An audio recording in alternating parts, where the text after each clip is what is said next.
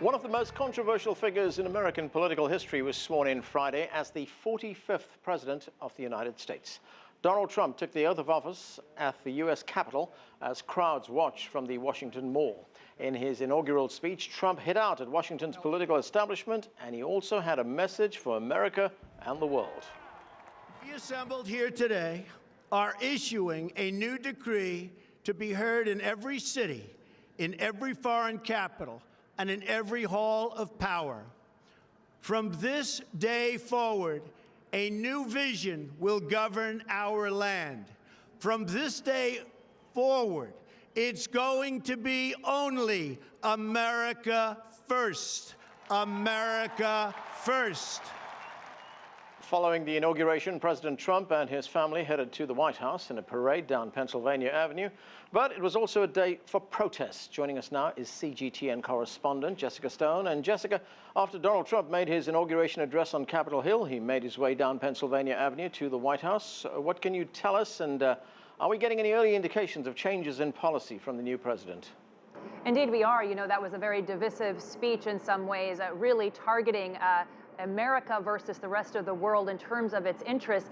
But you know, that's not the only change in thinking that's coming out of this White House. When you look at the website, you see a complete reversal of some major policies from the previous White House to the current White House, especially on climate change and Obamacare. They are nowhere to be seen now in terms of any mention of policy of this White House. We also see an incredible putting up forward of the law enforcement commitment by this administration to backing police officers, gun owners among them, and also a lot of rehash of its campaign promises, putting them now on the White House website as policy.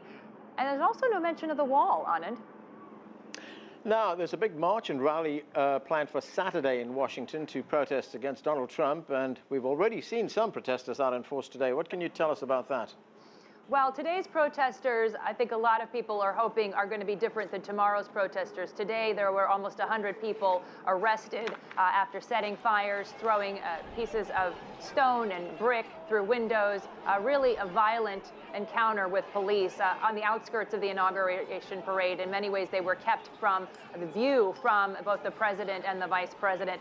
But tomorrow, on Saturday, it's going to be starting off with a national prayer service with the president and vice president, and then followed, as you mentioned, by these protests. This is a much bigger protest on tap.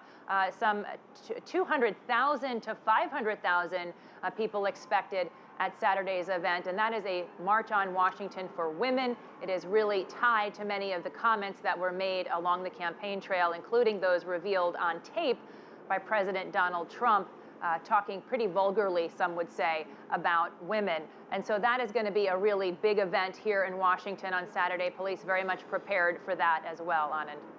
Thanks, Jessica. That's CGTN's Jessica Stone reporting from the White House. Well, joining me now here in the studio is Atiba Madyun. He is a political analyst and strategist. He's also president of the Madyun Group. Also joining us from Beijing is Victor Gao. He's a Chinese international relations expert. With us from London is Alexander Nekrassov. He is a former Kremlin advisor. And also joining us from New York is Raghida Dergham. She is a columnist and senior diplomatic correspondent for Hayat newspaper. Also joining us on set now is Afshin Molavi. He is a fellow at the Foreign Policy Institute at Johns Hopkins University's School of Advanced International Studies. Welcome to all of you to the show. Victor, let me start with you. Listening there to President Trump at his inauguration speech, he made a speech that was inward-looking, if I could put it that way. America first, America first. He said that several times. Bringing jobs back to America, bringing manufacturing back to America. What did you make of it?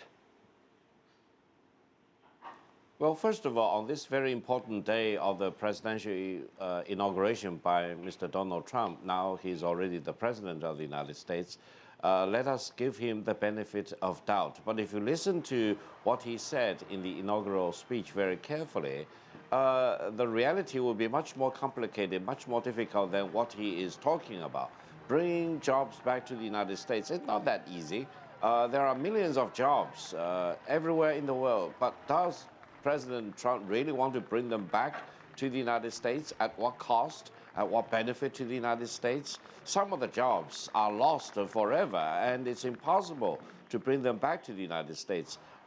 President Trump and his team need to think about better jobs, more complicated, more sophisticated jobs to be created rather than just bringing back from offshore. And in this way, I think, purely talking about America first is actually not helpful to the realities on the ground in the United States, because America needs to cooperate with other countries to create win-win situation rather than I win and you lose, because that proposition will not work in today's world. Victor, one more question, and that is, contrast that speech that Donald Trump made at his inauguration with the speech that was made by President Xi Jinping of China earlier this week at the World Economic Forum. In tone, in content, in substance, we had President Xi talk about globalization, talk about interconnected growth. It was a very outward-looking speech. There couldn't have been two more different leaders with two more different messages, could there? Absolutely. President Xi Jinping and President Donald Trump have given two very, very different and contrasting visions of the world. President Xi Jinping is very philosophical, he's very overarching, he looks at the world as a whole, he's looking forward, he's trying to bring along all the countries along with globalization and the better trend of teamwork, cooperation, collaboration among all the nations. So eventually, no one will be left behind. Everyone will be a winner.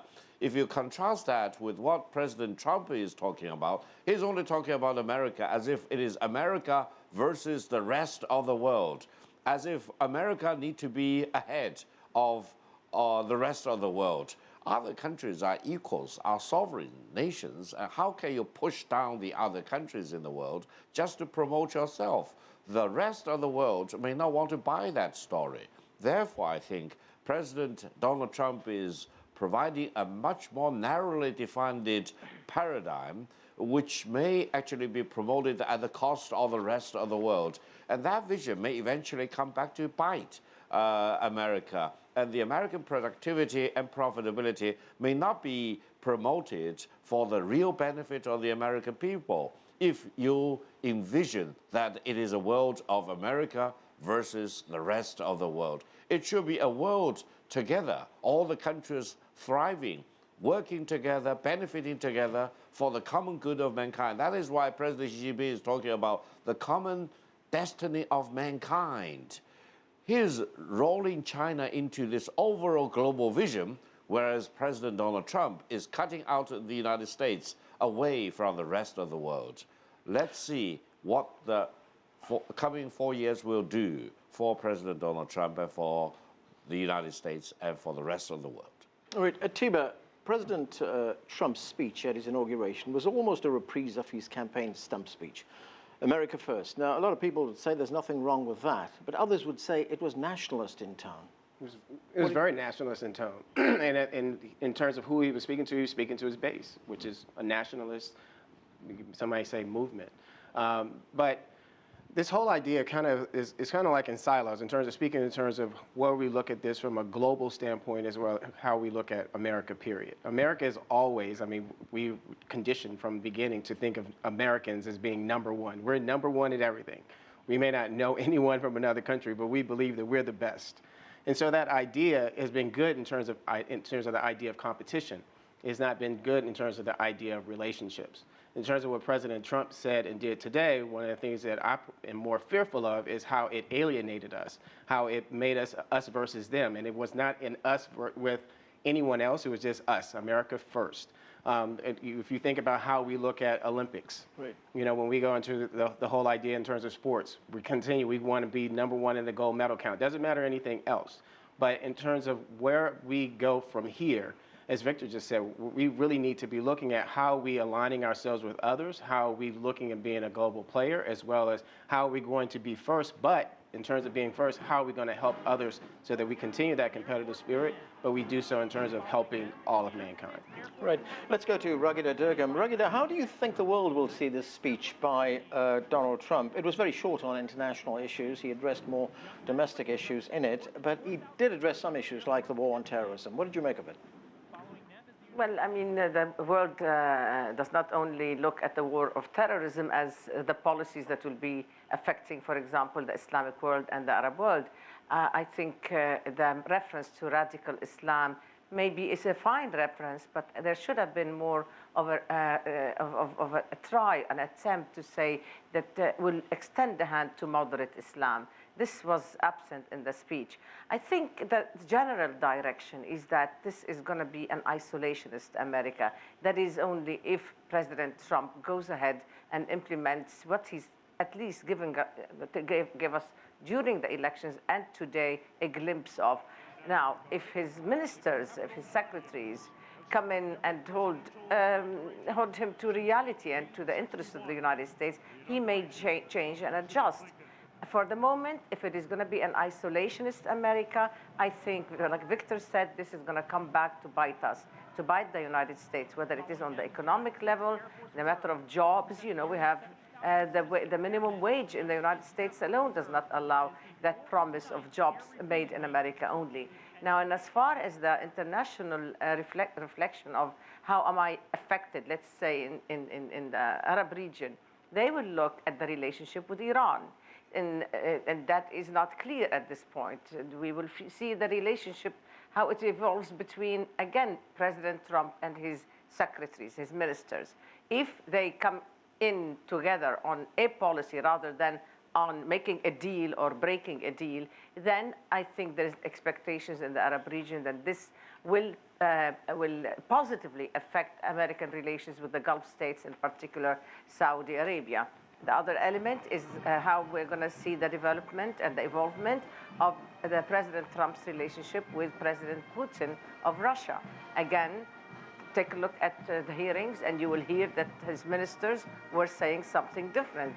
They're holding his feet to the fire, and they're saying, calm down now. This is about policy.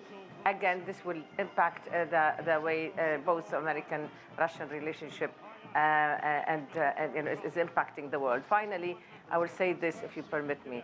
I think an isolationist America will leave a void in leadership, in having influence on the world, and I think China will be the most ready country, as we hear from the Chinese indications, to go ahead and fill that void, and that is not necessarily in the interest of the United States of America. Right, we're looking at live pictures right now. This taking place right outside the White House. The parade of marching bands being reviewed by the new president, President Donald Trump. These live pictures coming to us from the White House. Let me go to Alexander. Alexander, in many respects, this speech that President Trump made appeared to be an indictment on President Obama, actually not just on President Obama, but on all other presidents before Donald Trump. He said, you know, the privileges for the Washington elite has to stop right now. Power to the people. The carnage, the American carnage has to stop. It was a populist message, wasn't it? Well, I noticed that Donald Trump was still in the election campaign mood. I think his inaugural speech was just a continuation of his addresses during the election campaign. I don't think that what he said is going to actually happen when he comes into the office on Monday. I think things will start to change dramatically once he's in the office. And I think that this speech should be just viewed as part of his election campaign, because you pointed out, and I agree with you, that it was basically a criticism of all the previous presidents, barring probably Reagan. And I think that was a bit of a boastful mood when he was saying, you know, this is going to change now. From now on, it's going to be completely different from all other previous presidents. I think, in a sense, he was having a go at Obama in a big way, because let's face it, he was giving a picture of America in disarray, in chaos, and so on. So it basically was a directly addressed to Obama. But I personally think that it will change once he gets into office. I think that he will have to deal with the real world. He will have to see how he can cope with these crises across the world. He will need to understand, for example, that you can't just disentangle yourself with China. China and America are so interconnected that you can't simply say, now we're going to be going alone, no China from tomorrow. No, it's impossible. And he will know on Monday that it is impossible. He will also know that it's not, such an easy thing as just to go away from the Middle East or go away from Europe, forget about NATO. This is impossible because there are long-standing interests there and American interests as well. So this speech, I would think we should rather forget about it, to be honest with you. Afshin, in many respects, the speech was vintage Donald Trump. As Atiba said, it was the campaign speech that he was making here. Do you think the speech, in a sense, marked a turning point for this country? As Alexander just pointed out, there's a certain order that's been created post-World War II. Does this speech change that? Does his presidency change that? No, I think very much so. And I think in a sense, I mean, this speech exploded the post-World War II liberal economic international order, many of which those rules were written by the United States and written by the West. And I think it's important to note here that this picture he depicted of the United States and America first, it's important to note that America has benefited greatly from that post-World War II economic order. They have benefited from globalization writ large. There are 20 million jobs here in the United States that are dependent on foreign direct investment and exports. 20 million jobs. If the president could come in and create 20 million jobs, he'd win a re-election in a landslide. So there is a disconnect between what he was saying. Now, certainly globalization has winners and losers, and there have been some losers, and particularly in the deindustrialized Midwest. But you can't throw the baby out with the bathwater, as they say. So what I would like to see is a more nuanced critique of globalization than what we saw here, which was kind of an explosion of the bipartisan consensus that America should take a leadership role. Right, and I guess the other thing we shouldn't forget, Afshin, is that the major beneficiaries of inexpensive Chinese goods are lower income groups in the United States. Absolutely. I mean, when you walk through Walmart, when you walk through Target, and you get that T-shirt for $4 or $5. I mean, you can't get that if you slap 45% tariffs on Chinese goods coming into the United States. Okay, Victor, I want to get back to how the speech is going to be looked at in China. Let's look at some specifics here. President Trump laid out his vision for the U.S. economy. He said protectionism would lead to prosperity and strength. Let's take a listen to what he had to say. We must protect our borders from the ravages of other countries, making our products, stealing our companies, and destroying our jobs. Well, that appeared to be directed at China. How are those sentiments going to be received in Beijing, Victor? Well, first of all, I think President Donald Trump's vision is misguided. Let me give you one example. China, as a matter of fact, has trade deficits with many countries in the world, including, for example, countries like Australia. Has President Donald Trump ever heard about China complaining, China being raped by Australia? No. If you do trade on a global scale, you have deficits with certain countries, you have surpluses with certain countries. And in order to achieve a more balanced trade, you need to work hard, come up with your competitive edge, and sell more goods and services. Between China and the United States, the bilateral trade is about $600 billion US. Right now, China has a trade surplus, the United States has a trade deficit, but it's not just to get to China's throat to accuse China of having a trade surplus, thus stealing the jobs from the United States. China will be very happy to have a trade balance or even trade deficit in its trade with the United States. But it's up to the United States to come up with ways and means to sell more goods and services to the United States. I even propose that President Trump and President Xi Jinping need to set the goal to increase the bilateral trade between China and the United States to $1 trillion US. That means in the coming 4 years, we can actually increase China-US trade by another $400 billion US. But the United States cannot just complain and get to the other's throat, expecting that the trade will be more balanced. It's up to the United States to sell more goods and services, and the demand in China will be the largest demand in the world. How can you grow the American economy without lining up and locking up the most important, the largest, most in-depth market in the world? Therefore, I think President Donald Trump needs to be more sensitive to the realities on the ground and come up with more plausible options to really boost the productivity of the United States, to bring real benefits to the American consumers and the American people at large. Okay, lots more to talk about, but we are going to take a break. And as we go to break, we're looking at live pictures coming to us from the White House. This taking place just down the road from where we are talking to you right now. These are the members of the military, the U.S. military marching past, being reviewed by the new president. You can see that reviewing stand there just in front of the White House. Marching bands going past right now, live pictures. We are going to take a break. We'll be back with more. Stay with us. You're watching The Heat. Color Guard, coming from Alexander, Virginia, and carrying the national ensign and Coast Guard standards are the United States Coast Guard Ceremonial Honor Guard.